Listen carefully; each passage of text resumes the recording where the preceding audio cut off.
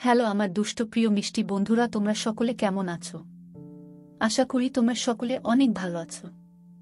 বন্ধু, আজ তোমাদের মাঝে নিয়ে আসলাম নতুন একটি লাগালাগির গল্প। বন্ধুরা, গল্পটি শুনলে তোমাদের দাঁড়িয়ে যাবে, তোমরা হাতের কাজ করতে বাধ্য হবে। তাই ভিডিওটি না টেনে শেষ পর্যন্ত গল্পটি দেখুন। চলুন বন্ধুরা, আর কথা না বাড়িয়ে গল্পটি শুরু করি। চুমকিকে বাধ্য মেয়ের মতো ভার্সিটিতে দেখতে চাই বলেই অর্পণ ভ্রু উপর নিচ করল। স্নিগ্ধার এমনিতেই রাগ আকাশ ছুঁয়েছে, এবার ছেলেটার মুখে চৈতির নাম শুনে কপালে 3 ভাঁজ ফুটে উঠল। জ্বলন্ত চোখে দাঁতে দাঁত চেপে হিসহিসিয়ে বলল, অসভ্য! চৈতি কেন আপনার কথা শুনবে? একদম আমাদের ব্যাপারে নাক গলাতে আসবেন না। তাহলে কি ঠোঁট গলাবো? বলেই অর্পণ চোখ টিপ মারল। মিষ্টি খিলখিল করে হেসে বোনের হাত চেপে ধরে।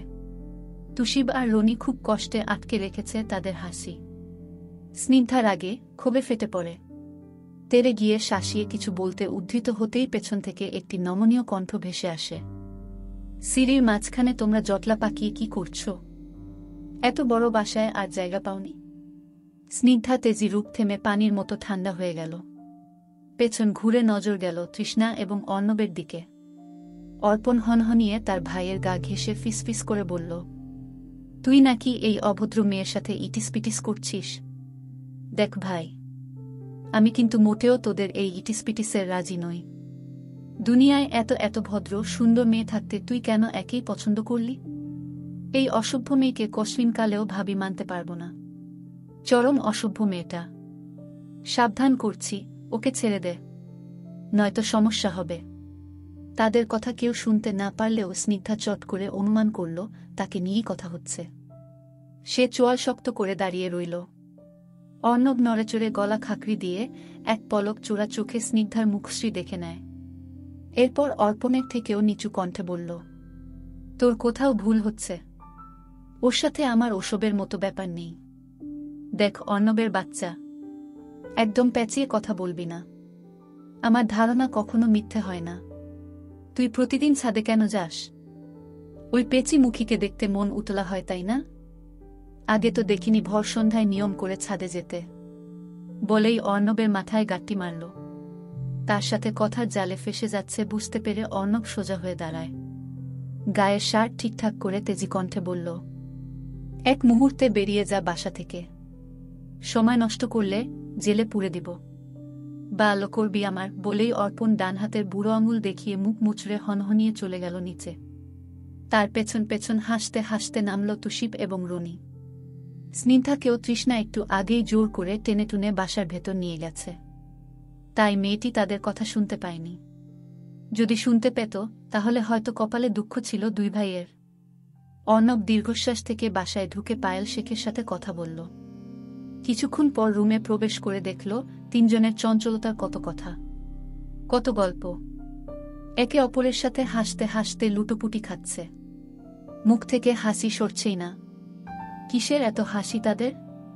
হঠাৎ অর্ণবের চোখ আটকাল স্নিগ্ধার মুখে। মেয়েটার মন খোলা স্নিগ্ধ হাসি দেখে মৃদু হাসল অর্ণব।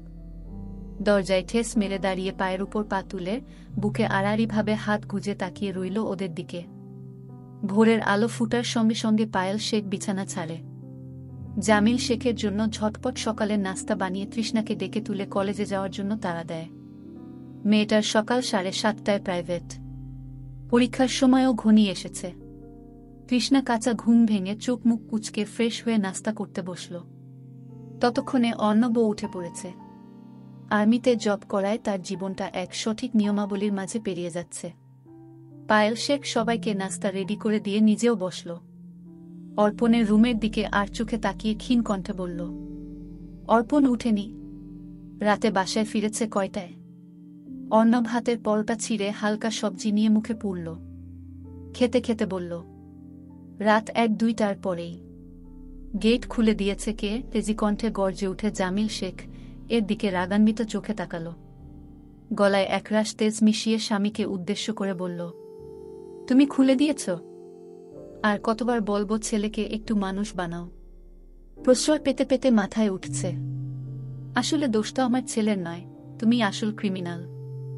আম্মু এসব কথা পরে বলা যাবে।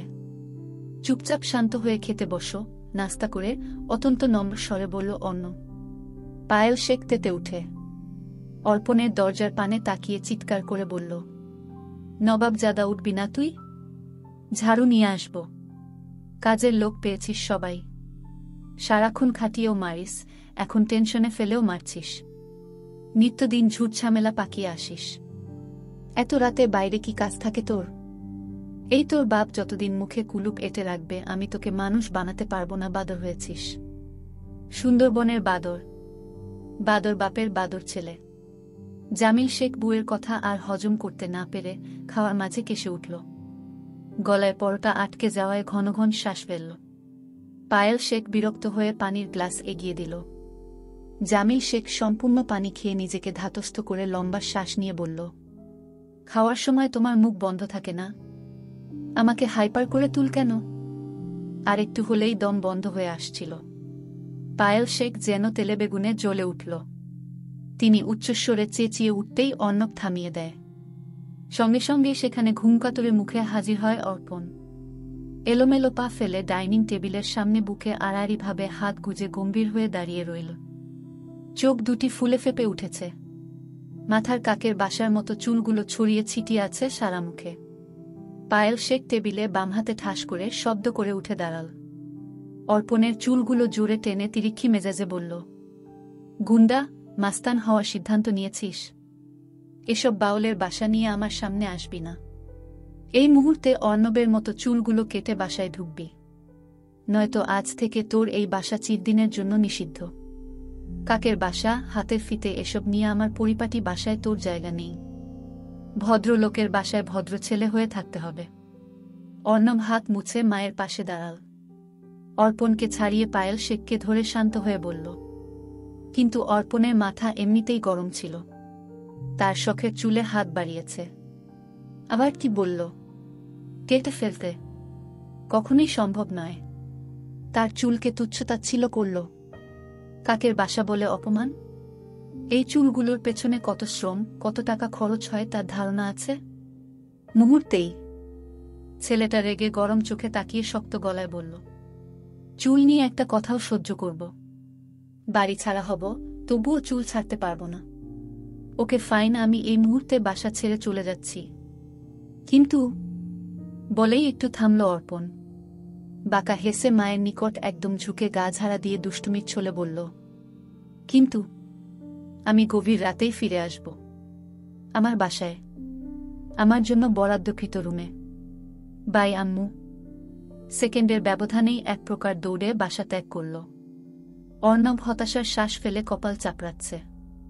তবে পায়েল শেখের মাথায় ধপধপ করে আগুন জ্বলে উঠে।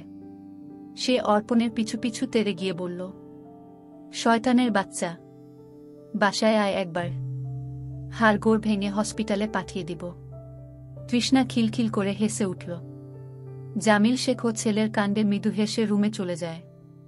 কিন্তু অর্ণব যেতে পারল না। পায়েল শেখের নিকট দাঁড়িয়ে সান্ত্বনা দিল, একদিন ঠিক অর্পণের বুদ্ধি হবে।